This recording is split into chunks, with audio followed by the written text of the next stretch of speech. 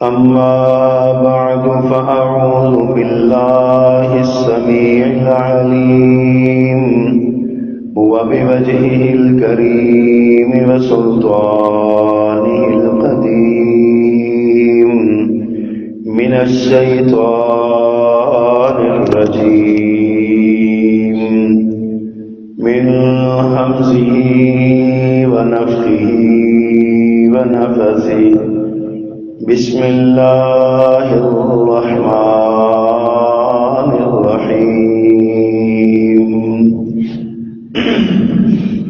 والذين جاءوا من بعدهم يقولون ربنا اغفر لنا ولإخواننا الذين سبقونا بالإيمان ولا تجعل في قلوبنا غلا للذين آمنوا ربنا إنك رؤوف رحيم صدق اللہ العظیم۔ ہر قسم کی حمد و ثنا، تعریف و تسبیح، تکبیر و تحلیل، بڑائی، بزرگی، کبریائی کے سارے کلمات اللہ جل جلالہ کے لیے خاص ہے، جو اکیلا ہی اس ساری کائنات کا بلا شرکت غیر یکتا و تنہا مالک و مختار ہے۔ وہ بادشاہوں کا شہنشاہ، جس کو چاہے تخت اقتدار پہ بٹھائے اور جسے چاہے تخت دار پہ لٹکائے۔ وہ ہر طرح کی عزتوں اور ذلتوں کا مالک، جس کو چاہے عزتوں سے سرفراز کر دے اور جسے چاہے ذلتوں سے ہمکنار کر دے۔ ہر طرح کی حاجات، مناجات، دعائیں، التجائیں، ندائیں اور پکاریں اسی اللہ کے لیے خاص ہونی چاہیے اور کسی کے لیے نہیں۔ اور درود و سلام امام الرسل، خطیب الانبیاء، سید ولد آدم، رسول محتشم، نبی معظم، امام الہدا، رسول خدا، جناب محمد الرسول اللہ صلی اللہ علیہ وآلہ وصحبہ وسلم کی ذات گرامی پہ مختصر کلمات حمد و صلات کے بعد اس نقشہ ارضی پر کچھ ایسی شخصیات ہو گزری ہیں جنہوں نے روئے زمین پر، تاریخ انسانی پر، معاشرے پر بڑے گہرے اور انمٹ نقوش چھوڑے ہیں۔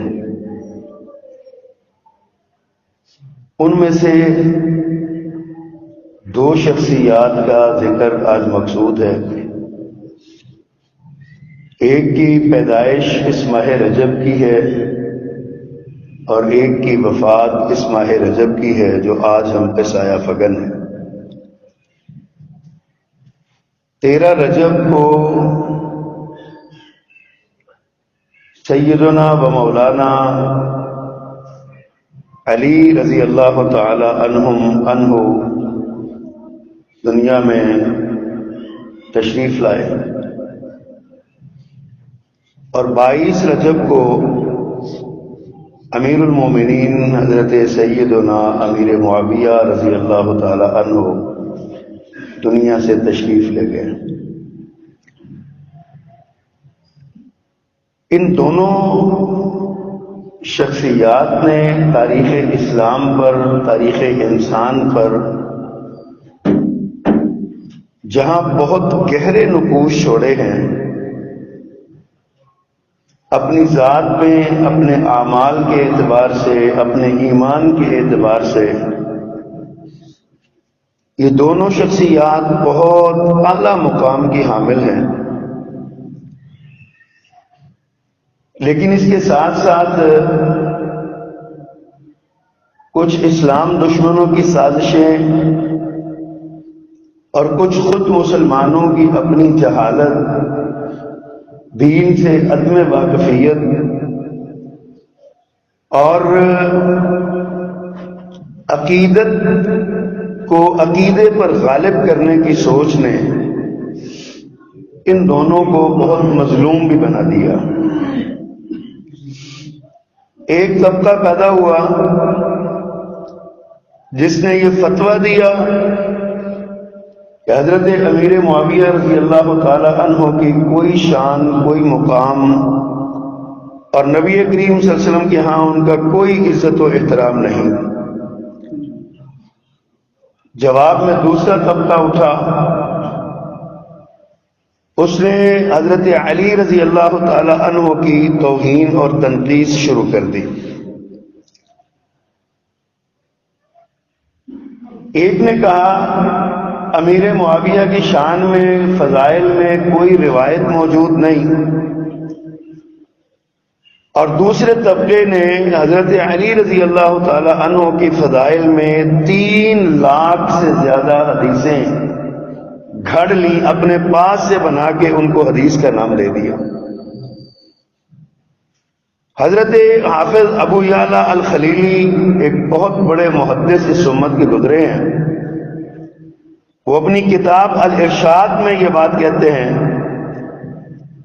کہ دنیا میں کوئی شخص ایسا نہیں گزرا، شخصیت ایسی نہیں گزری جس پر اتنا جھوٹ باندھا گیا ہو جتنا حضرت علی رضی اللہ تعالی عنہ پر باندھا گیا۔ اور وہ کہتے ہیں کہ 3 لاکھ اپنے اقوال اور خواہشات کو حدیث رسول کا نام دے کر حضرت علی رضی اللہ تعالی عنہ کے نام گڑھ دیا گیا، مڑ دیا گیا، لگا دیا گیا۔ اب اگر ہم اس بات پر سوچیں، حضرت علی رضی اللہ تعالیٰ نے پچھلے دنوں آپ نے ٹی وی چینلوں پہ، اخبارات میں بڑے بڑے کالم پڑھے ہوں گے کہ حضرت علی رضی اللہ تعالیٰ عنہ مولود کعبہ ہے۔ یہ بھی حضرت علی رضی اللہ تعالیٰ عنہ کی شان میں گھڑی گئی ایک روایت ہے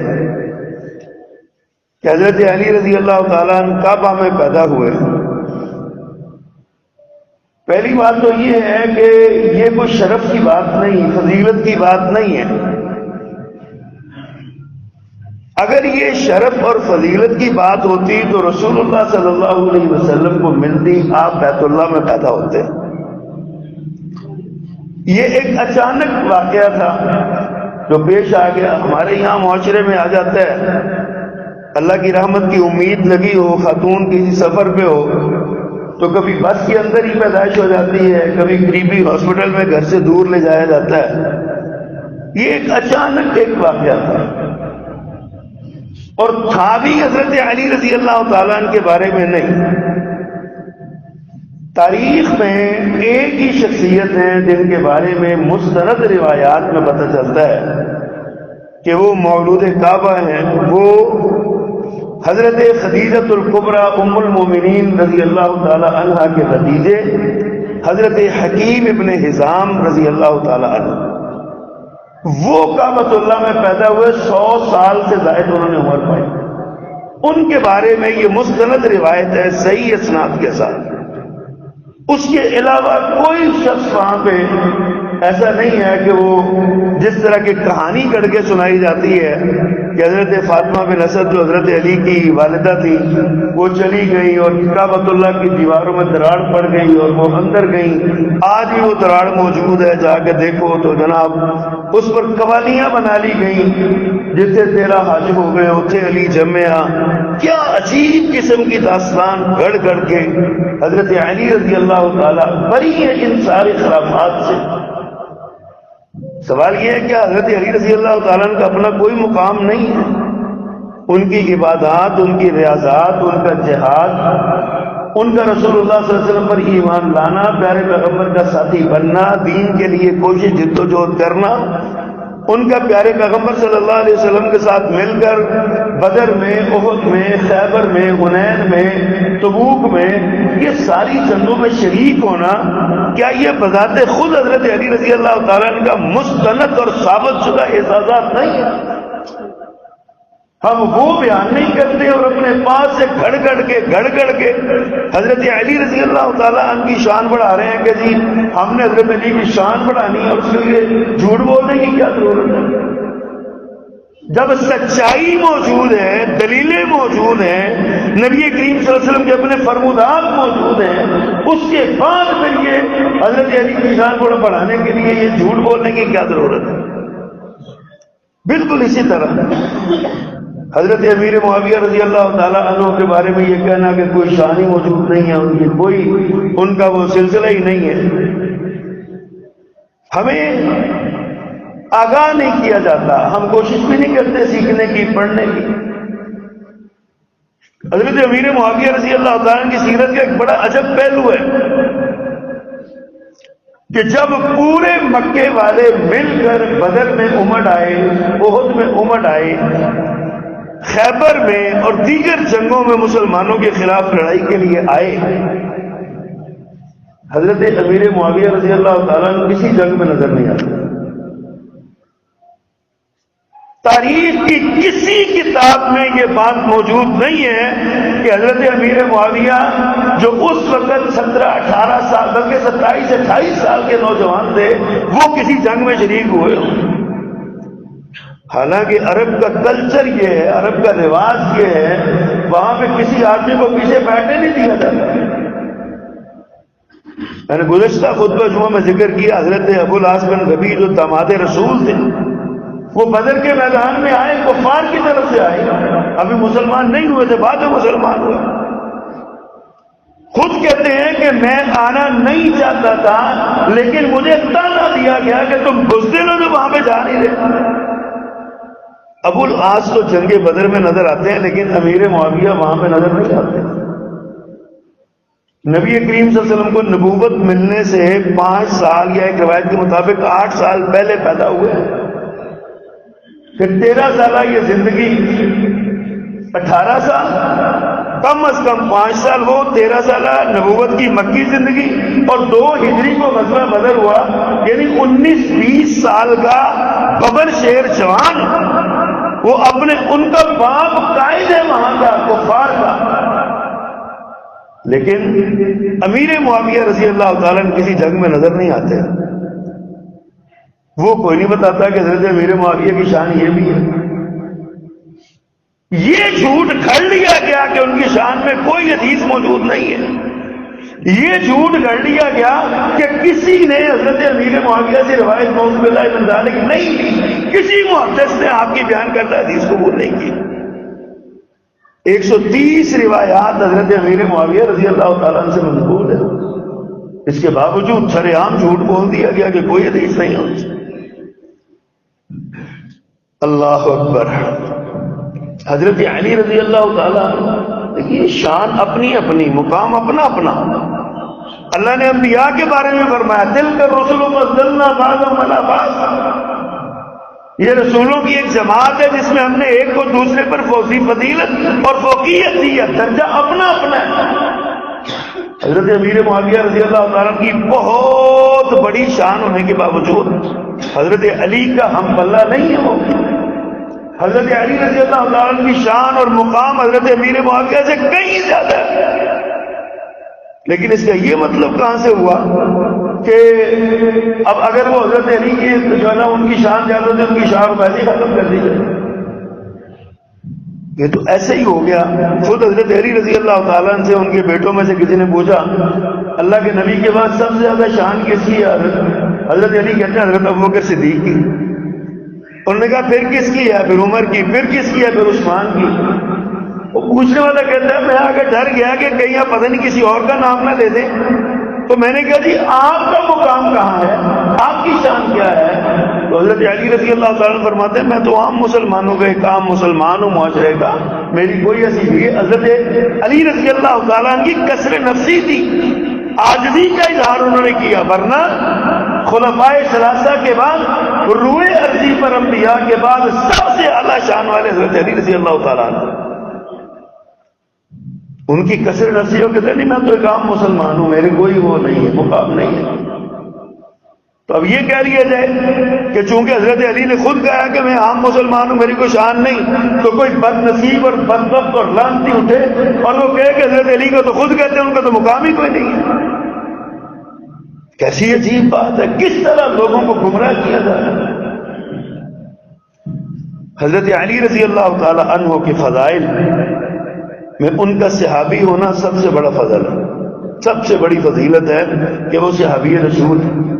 پیارے پیغمبر صلی اللہ علیہ وسلم کا کلمہ پڑھنے والے اولین مسلمانوں میں، سابقون الاولون میں سے پہلے ترین چوتھے نمبر پہ مسلمانوں میں، بچوں میں سب سے پہلے اسلام لانے والے چھوٹی عمر کے لوگوں، یہ شان حضرت علی کی شرف صحابیت ہے۔ سابقون الاولون میں سے پیارے پیغمبر سے رشتہ داری ہے، آپ کے چچا زاد بھائی بھی ہیں، آپ کے داماد بھی ہیں، اور آپ کے زیر تربیت بھی رہے ہیں، یہ شان ہے جناب علی رضی اللہ تعالیٰ۔ لاڈلے بھائی ہیں میرے نبی صلی اللہ علیہ وسلم۔ اللہ اکبر۔ پھر حضرت علی رضی اللہ تعالیٰ عنہ کی شان یہ ہے وہ خلیفہ ہیں، چوتھے خلیفہ ہیں، وہ خلیفہ راشد ہیں۔ پوری امت مسلمہ کا، پوری ایمانی مومنین کی جماعت ہے، ان سب کا متفقہ یہ فتویٰ اور فیصلہ ہے کہ حضرت علی چوتھے خلیفہ راشد ہیں۔ کوئی ان کی خلافت کا انکار کرے، وہ ظاہر اسلام سے ہم سمجھتے ہیں کہ وہ اسلام کے تقاضوں کو نہیں سمجھ سکا۔ کیوں انکار کرے کہ حضرت علی کی خلافت ہے رضی اللہ تعالیٰ عنہ، خلیفہ رسول ہے۔ پیارے پیغمبر صلی اللہ علیہ وسلم نے حضرت علی کے بارے میں فرمایا، علی تجھ سے صرف وہی محبت رکھے گا جو کامل مومن ہوگا، جس کے دل میں مکمل ایمان ہوگا وہی تجھ سے محبت رکھے گا، اور جس کا دل نفاق، منافقت اور بغض سے بھرا ہوا وہ تیرے ساتھ بغض رکھے گا۔ پیارے پیغمبر تو اس کو جو ہے نا وہ منافق کہہ رہے ہیں کہ حضرت علی سے بغض رکھتا ہے رضی اللہ تعالیٰ عنہ، یہ شان ہے حضرت علی رضی اللہ تعالیٰ۔ نبی مکرم صلی اللہ علیہ وسلم ایک جنگ میں جانے کے لیے نکلے تو پیچھے مدینے میں نا حضرت علی کو گورنر بنا کے اپنی جگہ میں قائم مقام بنا دیا۔ اب حضرت علی میدان کے آدمی ہیں، مرد مجاہد ہیں، لڑنے والے ہیں، جہاد کرنے والے ہیں، پریشان ہو گئے، اللہ کے پیغمبر مجھے بچوں اور عورتوں میں چھوڑ کے جا رہے ہیں، میں تو میدان جنگ کا بندہ ہوں، مجھے میری صلاحیتیں وہاں کھلتی ہیں، آپ مجھے یہاں چھوڑ کے جا رہے ہیں۔ نبی محترم صلی اللہ علیہ وسلم نے فرمایا، علی انت منی بمنزلت ہارون من موسیٰ، تم میرے لیے وہی مقام رکھتے ہو جو موسیٰ کے لیے ہارون مقام رکھتے ہیں علیہ السلام، ولکن لا نبی بعدی، لیکن موسیٰ کے بعد ہارون نبی تھے، میرے بعد نبی کوئی۔ جس طرح موسیٰ کے بھائی ہارون تھے، اللہ نے ان کو عزت، مقام، مرتبہ دیا تھا، ان کو شان دی تھی، وہ حضرت موسیٰ کے خلیفہ تھے، حضرت موسیٰ کے بعد ان کا مرتبہ تھا، اسی طرح میرے معاملے میں بھی تو میری نظر میں تمہاری وہی حیثیت ہے، تم میرے بھائی ہو جس طرح موسیٰ کے بھائی ہارون تھے، تم میرے بعد خلیفہ بنو گے جس طرح موسیٰ کے بعد، لیکن میرے بعد نبی کوئی نہیں ہے، تم نبی نہیں بن سکو گے۔ کہ رسول اللہ صلی اللہ علیہ وسلم نے شان بیان کی حضرت علی رضی اللہ تعالیٰ عنہ۔ اور پھر وہ جو معروف حدیث عشرہ مبشرہ کی جس میں آپ نے فرمایا انا النبی فی الجنہ وابو بکر فی الجنہ وعمر فی الجنہ وعثمان فی الجنہ، آگے کیا فرمایا، وعلی فی الجنہ، حضرت علی کو جنت کی بشارت دی میرے نبی صلی اللہ علیہ وسلم۔ یہ آپ کی خدمات کا اعتراف تھا۔ خیبر فتح نہیں ہو رہا تھا، آپ نے اعلان فرمایا کہ صبح میں ایک ایسے بندے کو جھنڈا دوں گا جو اللہ سے راضی ہے، اللہ اور اس کا رسول اس پہ راضی ہے۔ صحابہ کرام کہتے ہیں دن چڑھا ہم سارے، حضرت عمر کہتے ہیں میں نے کبھی اپنے آپ کو پیش نہیں کیا، لیکن اس دن میں ایڑیاں اٹھا کے بتا رہا تھا میں بھی ہوں۔ اللہ کے پیغمبر نے بہت بڑی بات کی تھی، جھنڈا اس کو ملے گا جس سے اللہ اور اس کا رسول راضی، اور وہ اللہ اور اس کے رسول پہ راضی، اور ہر سے ابھی یہ اعزاز دینا چاہتا تھا۔ اللہ کے نبی صلی اللہ علیہ وسلم نے فرمایا کہ بھائی علی کدھر ہے؟ جی ان کی تو آنکھیں درد ہو رہی ہیں، ان کی آنکھوں میں درد ہے، وہ تو اشوب جسم پہ شکا ہے، فرمان کو لے کے آؤ۔ ایک صحابی گئے دوڑے دوڑے حضرت علی کو بلا لائے۔ حضرت علی جو تمہیں کیا ہوا؟ کہا جی آنکھوں میں درد ہے۔ میرے آقا نے اپنا لعاب دہن حضرت علی کی آنکھوں میں لگایا. یہاں پہ پتہ ایک نکتہ ہے، وہ لعاب دہن جو علی کی آنکھوں میں لگا اور اللہ نے علی کو شفا دے دی، وہی لعاب دہن ابو بکر کی ایڑی پہ لگا تھا غار ثور میں جب سانپ نے ڈس لیا تھا، زہر کے اثرات پھیل رہے تھے، میرے آقا نے لعاب دہن ایڑی پہ لگایا تو رب نے ایڑی کو شفا دے دی. آپ دیکھیے تو صحیح ہے، آپ نے لعاب دہن حضرت علی کی آنکھوں میں لگایا، اللہ نے شفا دے دی، اور حضرت علی رضی اللہ تعالیٰ کے ہاتھوں میں پھر آپ نے وہ خیبر کا پرچم دیا، فرمایا جاؤ جا کے تم مقابلہ کرو، اللہ تیرے ہاتھ میں خیبر فتح کرے. یہ تھوڑی شان ہے حضرت علی کی، ہم جھوٹی ہیں واحد بنا کے بیان کر رہے ہیں. ہم جھوٹی شان اپنے پاس سے بنا کے حضرت علی کی بیان کریں، جب اللہ کے نبی صلی اللہ علیہ وسلم کی زبان ادب سے نکلی ہوئی باتیں موجود ہیں تو پھر جھوٹ بولنے کی کیا ضرورت ہے. لیکن ہمیں اس وقت تک چین نہیں آتا جب تک ہم اپنی عقیدت کو اپنے عقیدے پر غالب نہ کریں. ہم سمجھتے ہیں عقیدے کی اہمیت نہیں ہے، ہم عقیدت ہمیں چاہیے، اور بھول جاتے ہیں جب عقیدے پر غالب آ جائے تو بندہ گمراہ ہو جاتا ہے.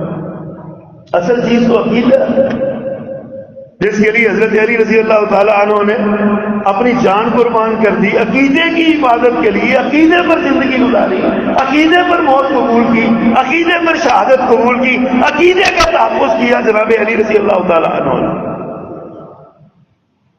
لیکن ہمیں سمجھ نہیں آتی. اچھا، اور ادھر حضرت امیر معاویہ رضی اللہ تعالیٰ عنہ کی شان، ان کے بارے میں پیارے پیغمبر صلی اللہ علیہ وسلم کے فرمودات موجود ہیں. جس طرح حضرت علی رضی اللہ تعالیٰ عنہ صحابی ہیں، اسی طرح حضرت امیر معاویہ رضی اللہ تعالیٰ عنہ بھی صحابی ہیں. اور صحابہ کرام چاہے اولین ہیں چاہے آخرین ہیں، چاہے شروع کے ہیں چاہے آخر کے ہیں، اللہ نے فرمایا وَكُلًّا وَعَدَ اللَّهُ الْحُسْنَىٰ، ہر ایک کے لیے اللہ نے جنت کا وعدہ کیا. علی جنتی ہیں تو حضرت امیر معاویہ بھی جنتی ہیں رضی اللہ تعالیٰ عنہ. صحابی ہیں، ان کا ایمان تھوڑا سا دیر سے ہے. حضرت امیر معاویہ خود بیان کرتے ہیں کہ صلح حدیبیہ سے پہلے میں اسلام لا چکا تھا، لیکن میں نے اسلام کا اعلان نہیں کیا تھا. اسلام کا اعلان میں نے اپنے والد کے ساتھ فتح مکہ کے موقع پر کیا 1.5 سال بعد. مسلمان میں ہو چکا تھا، پہلے ہی ہو چکا تھا. اور حضرت امیر معاویہ کا مسلمانوں کے خلاف کسی جنگ میں شریک نہ ہونا اس بات کی دلیل ہے کہ حضرت امیر معاویہ اسلام کو پسند کرتے رضی اللہ تعالی عنہ. اللہ اکبر. پھر یہ بھی اللہ کے نبی کے رشتہ دار ہیں. 2 رشتے ہیں حضرت رسول کریم صلی اللہ علیہ وسلم حضرت امیر معاویہ. پہلا رشتہ یہ ہے کہ حضرت ام المومنین ام حبیبہ رضی اللہ تعالی عنہا جو ام المومنین ہے، پیارے پیغمبر کی زوجہ محترمہ ہے، کہ حضرت امیر معاویہ کی سگی اور حقیقی بہن ہے. اس حساب سے نبی کریم صلی اللہ علیہ وسلم کے برادر نسبتی اور سالہ صاحب ہوئے حضرت امیر معاویہ رضی اللہ تعالیٰ. رشتہ تو بڑا گیا ہے. اور ایک دوسرا رشتہ ہے اللہ کے حضرت امیر معاویہ کی زوجہ محترمہ ہے حضرت قریبہ. یہ ام المومنین حضرت ام سلمہ کی بہن ہے، اس لحاظ سے یہ دونوں حمزلفی ہوتے ہیں. نبی کریم صلی اللہ علیہ وسلم حضرت امیر معاویہ دونوں آپس میں حمزلفی ہیں، دونوں کی بیویاں سگی بہنیں ہیں. رشتہ داری رسول اللہ صلی اللہ علیہ وسلم سے اور تعلق بنی امیہ سے. بنی امیہ وہ ہیں جن سے رسول اللہ صلی اللہ علیہ وسلم نے نکاح بھی کیے اور اپنی 3 بیٹیوں کا رشتہ بنی امیہ میں کیا. ایک بیٹی کا رشتہ بنو ہاشم میں کیا، 3 کا رشتہ بنی امیہ میں کیا. اب بنو امیہ کے دشمنوں نے کہا کہ 3 رشتے ادھر ہو گئے. انہوں نے کہا پیارے پیغمبر کی 3 بیٹیاں ہی نہیں، فارغ ہو گئے. ان کا بیٹی ایک تھی صرف، باقی بیٹیاں بیٹیوں کا انکار کر دی. اللہ اکبر. پھر حضرت علی رضی اللہ تعالیٰ نے بھی کاتب وحی ہیں اور حضرت امیر معاویہ بھی کاتب وحی ہیں. حضرت امیر معاویہ رضی اللہ تعالیٰ کا 6 نمبر ہے کتابت وحی میں. اور مزے کی بات بتاؤں، پورے مکہ میں 17 لوگ تھے جو لکھنا پڑھنا جانتے تھے. نبی کریم صلی اللہ علیہ وسلم نے جب نبوت کا اعلان کیا صرف 17 آدمی تھے جو لکھنا اور پڑھنا جانتے تھے، ان 17 میں سے ایک حضرت امیر معاویہ رضی اللہ تعالیٰ، اور اسی وجہ سے پیارے پیغمبر صلی اللہ علیہ وسلم نے حضرت امیر معاویہ کو اپنا کاتب وحی بنایا. اور ان کا ایک اور اعزاز ہے کہ سب سے زیادہ کتابت وحی کا کام حضرت امیر معاویہ نے کیا رضی اللہ تعالیٰ عنہ. باقی بھی کاتب وحی سے لکھتے تھے، لیکن سب سے زیادہ حضرت زید رضی اللہ تعالیٰ عنہ اور پھر حضرت امیر معاویہ، ان دو لوگوں نے سب سے زیادہ کتابت وحی کا کام کیا. ان کی شان ہے، ان کا مقام ہے، ان کا اپنا. نبی کریم صلی اللہ علیہ وسلم نے فرمایا اول جیش من امتی یغزون البحر فقد اوجبوا، میری امت کا سب سے پہلا لشکر جو پہلی جنگ کرے گا اس کے لیے جنت واجب ہے. اور سب سے پہلی لشکر تیار کرنے والے بھی امیر معاویہ تھے اور جنگ لڑنے والے بھی امیر معاویہ رضی اللہ تعالیٰ. ایک روایت کے مطابق ایک سال میں حضرت عثمان نے جب اجازت دی نا بحری لشکر تیار کرنے کے لیے، تو ایک سال میں 500 بحری جہاز، اور ایک دوسری روایت میں 700 بحری جہاز ایک سال میں جناب امیر معاویہ نے سمندر میں اتارا رضی اللہ تعالیٰ عنہ. آپ کہتے ہیں ان کی شان ہی کو نہیں ہے، ان کا مقام ہی کو نہیں ہے، ان کی کوئی عزت نہیں ہے. اللہ اکبر. 22 سال گورنر رہے، 19 سال 6 مہینے 19.5 سال حکمران رہے، باضابطہ خلیفۃ المسلمین رہے. اور پتہ ہے حضرت علی رضی اللہ تعالیٰ عنہ کی شہادت کے بعد حضرات حسنین حضرت علی کے دونوں بیٹوں کا انتخاب ہے حضرت امیر معاویہ رضی اللہ تعالیٰ. آپ کہتے ہیں ان کی شان نہیں ہے کوئی، تو حضرت حسن نے کیوں خلافت چھوڑ کے حضرت امیر معاویہ کی بیعت کی ہے؟ کیوں حضرت حسین رضی اللہ تعالیٰ عنہ نے ان کی بیعت کی ہے؟ اگر کوئی شان ہی نہیں ہے، کوئی مقام ہی نہیں ہے،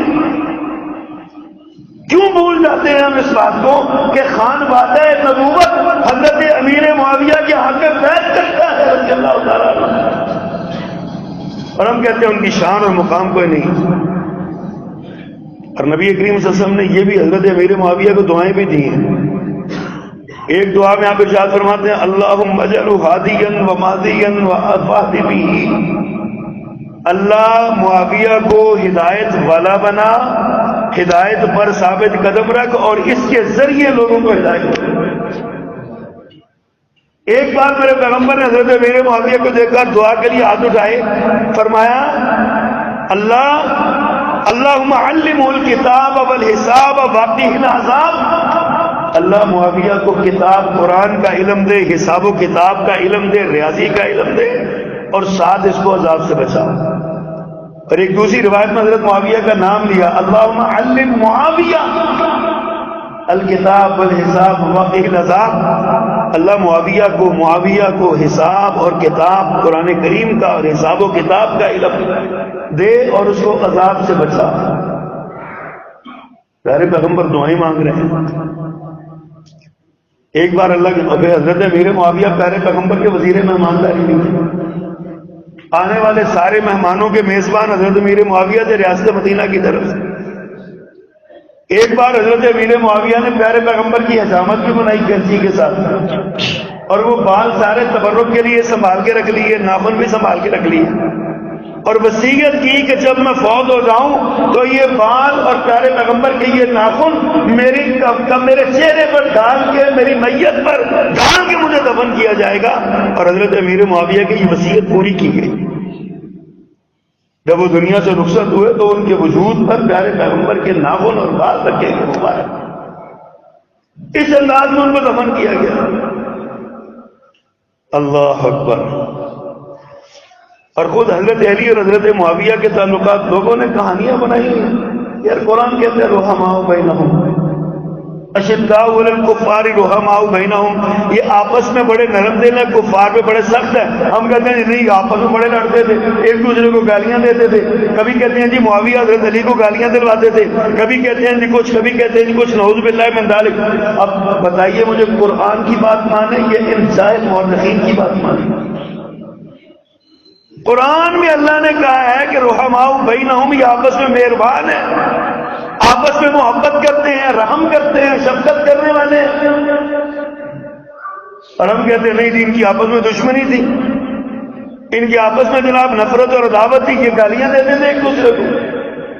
کیسی عجیب بات ہے. حضرت علی رضی اللہ تعالی عنہ، جنگ صفین ہوئی حضرت علی اور حضرت امیر معاویہ کے درمیان.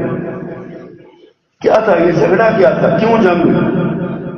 جنگ صفین کے بعد حضرت علی رضی اللہ تعالیٰ نے بطور خلیفہ ایک سرکولر جاری کیا، ایک جو گشتی مراسلہ ہوتا ہے، اپنی ریاست کے سارے گورنروں کے نام جاری کیا، اور اس میں کیا لکھتے ہیں؟ فرماتے ہیں ہمارا اور اہل شام کا مقابلہ ہوا، کوئی شک نہیں ہوا. جنگ صفین تاریخ اسلام کا ایک دردناک باب ہے، ہوا. اب حضرت علی سے پوچھئے یہ جنگ کیا تھی، کیوں ہوئی؟ حضرت علی کن کے درمیان جنگ ہوئی؟ فرمایا ہمارے اور اہل شام کے درمیان ایک جنگ ہوئی ہے، مقابلہ ہوا صفین. ساتھ حضرت علی فرماتے ہیں ہمارا اور ان کا خدا ایک ہے، ہمارا اور ان کا نبی بھی ایک ہے، ہماری اور ان کی دعوت بھی ایک ہے. اللہ پر ایمان رکھنے اور رسول اللہ صلی اللہ علیہ وسلم کی تصدیق کرنے میں نہ وہ ہم سے بڑے ہیں نہ ہم ان سے بڑے، دونوں برابر ہیں. اللہ پر ایمان اور رسول اللہ صلی اللہ علیہ وسلم کی تصدیق میں ہم دونوں برابر، گویا دونوں مسلمان. اچھا جی پھر لڑائی کیوں ہوئی؟ آگے حضرت علی خود فرماتے ہیں اس لیٹر میں، فرماتے ہیں کہ صرف ہمارا اختلاف ہوا حضرت عثمان رضی اللہ تعالیٰ عنہ کے خون پہ، اور اس پہ ہم اس خون عثمان سے بری ہیں. حضرت علی فرماتے ہیں کہ ہمارا حضرت عثمان کی شہادت میں کوئی ہاتھ نہیں. حق ہے ان کا، ٹھیک ہے، یہ تاریخی بات ہے، مسلمہ حقیقت ہے کہ حضرت علی کا کوئی ہاتھ نہیں حضرت عثمان کی شہادت میں. لیکن حضرت امیر معاویہ رشتہ دار تھے حضرت عثمان کے، اور رشتہ داری کے ناطے سے وہ مطالبہ کر رہے تھے کہ حضرت عثمان کے قاتلوں کو گرفتار کیا جائے. آپ خلیفہ ہیں، آپ امیر المومنین ہیں. گویا کہ حضرت امیر معاویہ حضرت علی کو امیر المومنین مانتے تھے. کہتے ہیں بطور امیر المومنین آپ ان کی گرفت کریں، پکڑیں ان کو. لیکن بدقسمتی شورش کے حالات تھے، بغاوت کے آثار تھے، بڑی عجیب صورتحال تھی. اور ان حالات میں حضرت علی کا موقف یہ تھا کہ مجھے ذرا استقلال آ جانے دو، استقرار آ جانے دو، میری حکومت مضبوط ہو جائے تو میں پکڑ لوں گا، سب کو پکڑوں گا. لیکن حضرت امیر معاویہ اور ان کے رفقا کا، جن میں حضرت عائشہ رضی اللہ تعالیٰ عنہ بھی شامل ہے، ان کا اصرار تھا کہ یہ ایک اجتہادی غلطی تھی، ورنہ ایمان میں، اسلام میں، کتاب پر ایمان لانے میں، اللہ پر ایمان میں، رسول اللہ کی تصدیق میں خود حضرت علی فرماتے ہیں ہمارے درمیان کوئی فرق نہیں. اور اس کے بعد ایک سوال کرنے والے نے حضرت علی سے یہ بھی سوال کیا تھا کہ جو لوگ آپ کے مقابلے میں آئے ہیں صفین میں، کیا وہ مشرک ہیں؟ حضرت فرماتے ہیں نہیں. کیا وہ منافق ہیں؟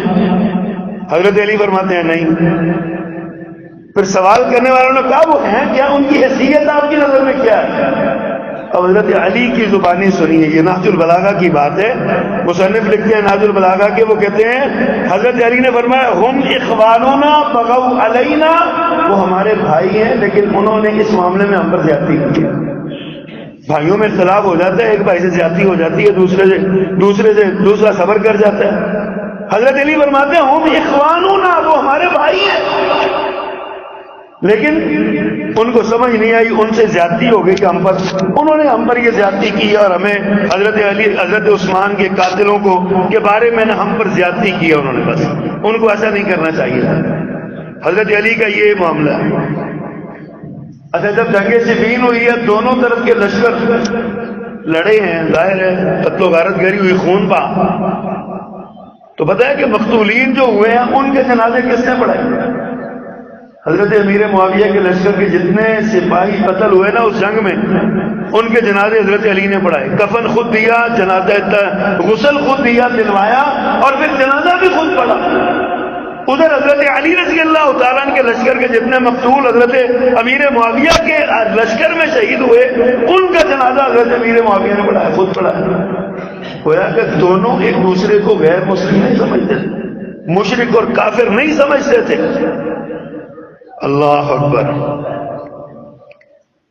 حضرت علی نے فرمایا قتلانا وقتلاہم فی الجنہ. سوال ہوا نا کہ دونوں کے مقتول کے بارے میں کیا ہے؟ انہوں نے کہا جی ہمارے مقتول اور ان کے مقتول دونوں جنت میں اکٹھے ہوں گے. اللہ معاف کر دے گا.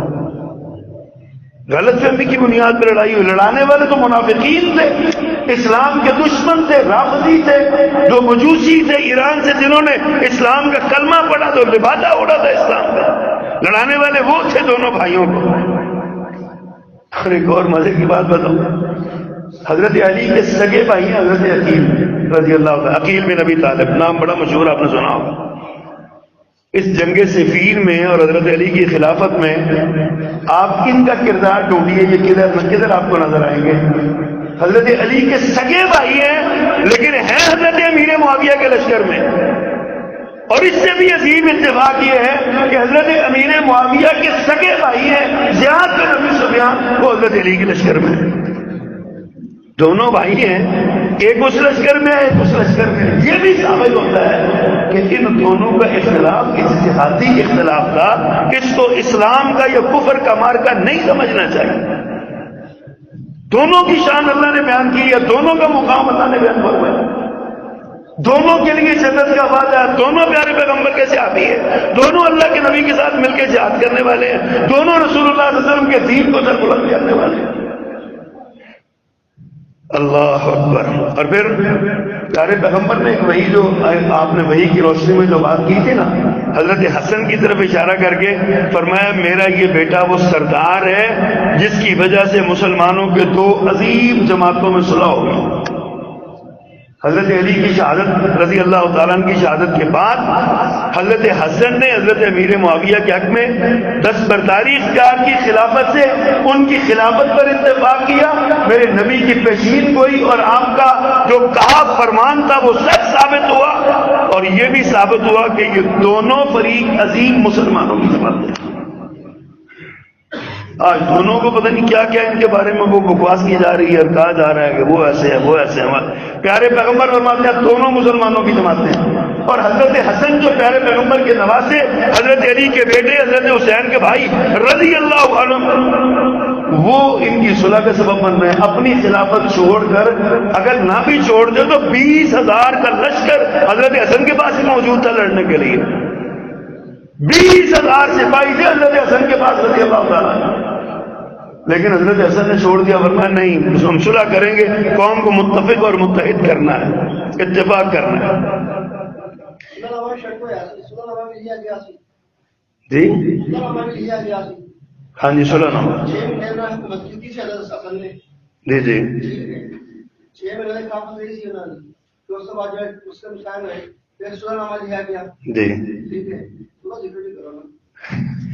حضرت حسن اور حضرت امیر معاویہ، حضرت حسن نے خط لکھا کہ میں صلح کرنا چاہتا ہوں، جس کی طرف بھائی اشارہ فرما رہے ہیں. حضرت امیر معاویہ دنیا کی وہ پہلی شخصیت ہیں جنہوں نے تاریخ اسلام میں سب سے پہلا بلینک چیک حضرت حسن کے نام بھیجا. سادہ کاغذ پر دستخط کر کے بھیج دیے، جو جی چاہتا ہے شرائط لکھ لو، تمہاری ساری شرطیں مجھے قبول ہیں. حضرت امیر معاویہ کو بھی پتا تھا کہ حضرت حسن کے بارے میں میرے پیغمبر نے کسی پیشین کو ہی فرمائی، اور حضرت حسن نے جو شرائط لکھی حضرت امیر معاویہ نے مان لی. یہی صلح نامہ تھا. آگے اس کی بڑی لمبی لمبی شکلیاں طویل باتیں، جو بات میں کہہ رہا ہوں وہ حضرت علی اور حضرت امیر معاویہ کے فخری تعلقات کی رضی اللہ تعالی عنہ. اور پھر حضرت امیر معاویہ کا حضرت علی کے بارے میں پتہ کیا؟ یہ تو حضرت علی کا میں نے بتایا، حضرت امیر معاویہ کے بارے میں بڑے اچھے تاثرات. حضرت امیر معاویہ، کسی نے سوال کیا امیر معاویہ سے رضی اللہ عنہ کہ جناب یہ ایک مسئلہ اس بارے میں بتائیے. حضرت امیر معاویہ فرماتے ہیں علی سے جا کے پوچھو، وہ مجھ سے زیادہ بڑے عالم ہیں. سوال کرنے والا کو تو بڑے شرارتی لوگ بھی ہوتے ہیں. سوال کرنے والا یہ کہتا ہے کہ حضرت میں تو آپ کو ان سے بڑا عالم سمجھتا ہوں، میں تو آپ سے آپ کے خطرے میں مطمئن ہوں گا. حضرت امیر معاویہ کو غصہ آ گیا، کہتے ہیں تم بہت غلط بات کر رہے ہو. جس کے علم کی گواہی خود رسول اللہ صلی اللہ علیہ وسلم نے دی ہے، میں اس کے بارے میں کیسے کہہ سکتا ہوں وہ مجھ سے بڑا عالم ہے؟ اس سے بات جا کے کہو، وہ تمہیں صحیح مسئلہ بتائے گا. اور کیسر روم کے اسی دور میں اعلان کیا کہ میں علی کے ساتھ جنگ کروں گا. خیال اس کا یہ تھا امیر معاویہ اور علی دونوں آپس میں لڑ رہے ہیں، تو امیر معاویہ میرا ساتھ دیں گے رضی اللہ تعالیٰ عنہ، اور علی کی مقبوضات پہ ہم قبضہ کر لیں گے۔ حضرت امیر معاویہ کو پتہ چلا، حضرت علی پریشان ہو گئے کہ میں 2 محاذوں میں کیسے لڑوں گا بھائی، لیکن آگے بھی امیر معاویہ تھے، انہوں نے خط لکھا کیسر روم کے نام، اور لفظ مورخین نے لکھے، اس نے کہا او روم کے کتے، کہ جناب امیر معاویہ کے خط کے الفاظ، او روم کے کتے، اگر تو نے مقبوضات علی کی طرف آنکھ اٹھا کے بھی دیکھا، علی میرا چچا زاد بھائی ہے، میں اس سے صلح کر کے سب سے پہلے علی کے لشکر میں لڑنے والا سپاہی تیرے خلاف جو آئے گا میرے معاویہ ہو۔ کیسے روم نے اسی وقت اپنا ارادہ ملتوی کر دیا مقبوضات علی پہ حملہ کرنے کا رضی اللہ تعالی عنہ۔ حضرت امیر معاویہ سے سوال پوچھا گیا بنی امیہ افضل ہے کہ بنو ہاشم؟ امیر معاویہ نے ان کی بات سمیٹ دی، انہوں نے کہا نبی مکرم صلی اللہ علیہ وسلم کی بعثت کے بعد بنو ہاشم کی فضیلت کو کوئی نہیں پہنچ سکتا۔ ہماری کیا حیثیت ہے؟ کوئی دنیا کا قبیلہ اور کوئی شخص بنو ہاشم کی فضیلت کو نہیں پہنچ سکتا کہ محمد الرسول اللہ صلی اللہ علیہ وسلم بنو ہاشم میں آئے۔ کیسی عجیب عجیب باتیں ہم کرتے ہیں۔ اللہ فرماتے ہیں انما المؤمنون اخوہ، مومن آپس میں بھائی بھائی ہیں۔ فرمایا محمد الرسول اللہ والذین معه اشداء علی الکفار رحماء بینہم، یہ کفار پر سخت ہے، مومنوں پر آپس میں نرم ہے۔ اور جو آغاز خطبہ میں نے آیت پڑھی ہے اس میں بھی اللہ نے یہی کہا کہ مہاجرین کا اور انصار کا ذکر چل رہا ہے سورۃ حجر میں، اور آخر میں فرماتے ہیں والذین جاؤوا من بعدہم، ان کے بعد جو لوگ آئے یقولون، وہ کہتے ہیں ربنا اغفر لنا ولاخواننا الذین سبقونا بالایمان ولا تجعل فی قلوبنا غلا للذین آمنوا ربنا انک رؤوف رحیم۔ یہ دعا سکھائی ہے ہمیں کہ اپنے سے پہلوں کے لیے مغفرت کی دعا کرنی ہے، اللہ ہمارے سینے ان کے کینے سے ان کے بغض سے پاک کر دے، یہ دعا کرنی ہے۔ آج 14 صدیوں بعد ہمیں کس نے اختیار دیا ہم علی اور معاویہ کے درمیان جج بن کے بیٹھ جائیں رضی اللہ تعالی عنہ؟ ہمیں کس نے اختیار دیا؟ ہم کون ہوتے ہیں حضرت علی اور حضرت معاویہ کے درمیان فیصلہ کرنے والے؟ فیصلہ 1400 سال پہلے اللہ نے کر دیا، اللہ کے رسول نے کر دیا، ان جھگڑوں سے پہلے اللہ اور اللہ کے رسول نے فیصلہ کر دیا۔ رضی اللہ عنہم ورضوا عنہ، اللہ نے فرمایا اللہ ان دونوں میں راضی ہے، یہ رب پہ راضی ہے، اللہ ان پہ راضی ہے۔ اور نبی کریم صلی اللہ علیہ وسلم نے فرمایا 2 مسلمانوں کی عظیم جماعتوں میں میرا یہ بیٹا سردار ابنی سعدہ سید، میرا یہ سردار بیٹا حسن، یہ 2 مسلمانوں کی جماعتوں میں صلح کروائے گا۔ پیارے پیغمبر تو اس ان واقعات سے پہلے فیصلہ دے گے ان دونوں کے بارے میں، اللہ نے 1400 سال پہلے ان واقعات سے پہلے فیصلہ دے دیا، اور آج 14 صدیوں گزرنے کے بعد ہمیں جج بننے کی کیا ضرورت ہے ہم ان کے درمیان فیصلے کرتے ہوئے؟ دونوں اللہ کے نبی کے لاڈلے، دونوں اللہ کے نبی کے صحابی، دونوں اللہ کے نبی پر ایمان لانے والے، دونوں اللہ کے نبی کا کلمہ سر بلند کرنے والے، دونوں توحید پر کاربند، دونوں رسالت کو ماننے والے، اللہ کی ذات کو ماننے والے، اللہ کے رسول کے لیے جان مال آن اولاد قربان کرنے والے، تو اللہ اور اللہ کے رسول کے دونوں فرمانبردار، دونوں میں اجتہادی طور پہ غلطی ہو گئی، سمجھ میں سمجھ کی غلطی ہو جاتی ہے، سگے بیٹوں میں نہیں ہو جاتی، لڑائی بھی ہو جاتی ہے۔ اب اس میں کیا کہا جائے؟ ایک کو کہا جائے کہ حق اور سچ کا فیصلہ رب نے کرنا، دل کا امت قد خلت لها ما کسبت ولکم ما کسبتم، قرآن نے کہا یہ ایک امت ہے جو گزر چکی ہے، ان کے اعمال ان کے ساتھ ہے، تمہارے اعمال تمہارے ساتھ ہیں، اپنے اعمال کی فکر کرو۔ کل قیامت کے دن اللہ تعالیٰ نے ہمیں نہیں پوچھنا کہ علی اور معاویہ میں سے کون اکھے تھا، خدا کی قسم نہیں پوچھنا، اللہ نے ہم سے پوچھنا ہے میں نے تمہیں جو ایمان دیا تھا اس پر عمل کتنا کیا ہے۔ حدیث میں آتا ہے 5 سوالوں کا جواب دیے بغیر میدان حشر میں کوئی بندہ پاؤں نہیں اٹھا سکے گا، قدم نہیں ہلا سکے گا۔ ان میں ایک یہ بھی تھا جو عمل علم میں نے تم پہ دیا اس پر عمل کتنا کیا۔